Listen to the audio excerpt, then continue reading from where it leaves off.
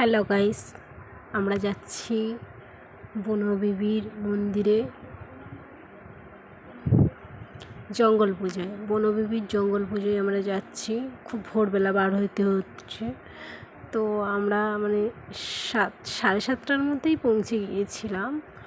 এই জায়গাটা হলো মইপিঠ বনদেবীর মন্দিরের কাছে যাচ্ছি। আমরা ভেসেল ধরে ওই পারে যাচ্ছি, ঠিক আছে বন্ধুরা। তো একটা দিনেই এখানে পূজা হয়, একটা দিনেই সব লোক সমাগম জমে। এখানে প্রচুর লোক হয়, প্রচুর। এখানে ভেসেল পার করাতে কোনো টাকা নেয় না, তো ফ্রিতেই ভেসেল পার হওয়া যায় এখানে। তো বন্ধুরা, কেউ যদি না গিয়ে থাকো, একবারের জন্য বৈশাখ মাসের শেষ মঙ্গলবার গিয়ে দেখে আসতে পারেন, ঠিক আছে। আমরা আগামীকাল গিয়েছিলাম, তো খুব মজা করেছি, খুব আনন্দ হয়েছে আমাদের। তো এই মন্দিরে আমরা এপার থেকে ওপারে চলে এসেছি, আমরা মন্দিরের দিকে যাচ্ছি সবাই। তো অনেকটা ভেতরে যেতে হয় মন্দিরে, তো আমরা আস্তে আস্তে মন্দিরের ভেতরের যাচ্ছি। এই মন্দিরের কাছে চলে এসেছি।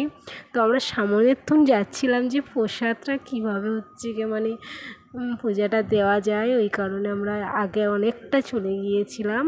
এই মন্দিরটা দেখা যাচ্ছে, এই মন্দিরেই পূজা দিতে হবে। এখানে ধূপ মোমবাতি সবাই জ্বেলেছে, এখানেই জ্বালতে পারবেন আপনারা মন্দিরের সামনে।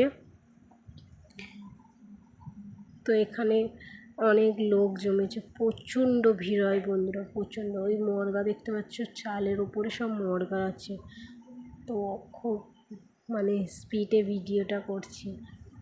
তো এখানে সবাই অনেকে লাইন দিয়েছে, প্রচণ্ড ভিড় হয়েছে, তো প্রচুর লাইন হয়।